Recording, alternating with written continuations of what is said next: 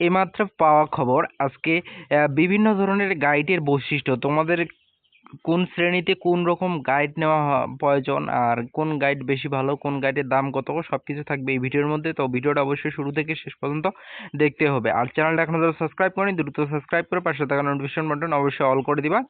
তো লেক্সার, পাঞ্জারি আর royal Infinix নিয়েও কথা বলা হবে। বিভিন্ন গাইডের বৈশিষ্ট্য। লেক্সার বইয়ের প্রতিটি লাইনের আলোকে এমসিকিউ, ছোট ব্যাখ্যা ও সহজ ভাষায় সৃজনশীল প্রশ্ন থাকে। বিভিন্ন গাইডের বৈশিষ্ট্য। পাঞ্জারি মেজিদ ব্যাখ্যা এবং প্রচুর বোর্ড এবং স্কুলের মাজিদ এমসিকিউ রয়েছে।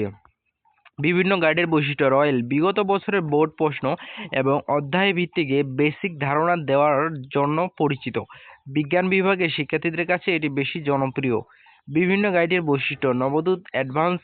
নবদূত গাইড মূলত ইংরেজি গণিতের জন্য এবং অ্যাডভান্স শুধুমাত্র ইংরেজি মডেল প্রশ্নের জন্য ভালো। বিভিন্ন গাইডের বৈশিষ্ট্য। গাইডের দাম। গাইড বইয়ের দাম 2025 সালের দাম অনুযায়ী ধারণা দশম শ্রেণীর জন্য যে গাইডের দাম সেটা হচ্ছে 3,800 থেকে 4,500 টাকার মধ্যে হতে পারে। বিভাগ অনুযায়ী বিভিন্ন গাইডের বৈশিষ্ট্য। রয়্যাল গাইডের সায়েন্স সাবজেক্টগুলোর দাম হচ্ছে 2,500 থেকে 3,000 টাকার মতো হতে পারে। বিভিন্ন গাইডের বৈশিষ্ট্য। লাইব্রেরিগুলো থেকে কিনলে 5% থেকে 10% পাওয়ার সম্ভাবনা আছে।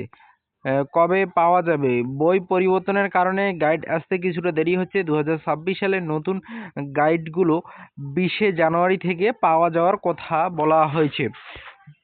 তো তোমরা অপেক্ষা করো 20শে জানুয়ারি। সরি, এটা 20শে জানুয়ারি হবে না, এটা হবে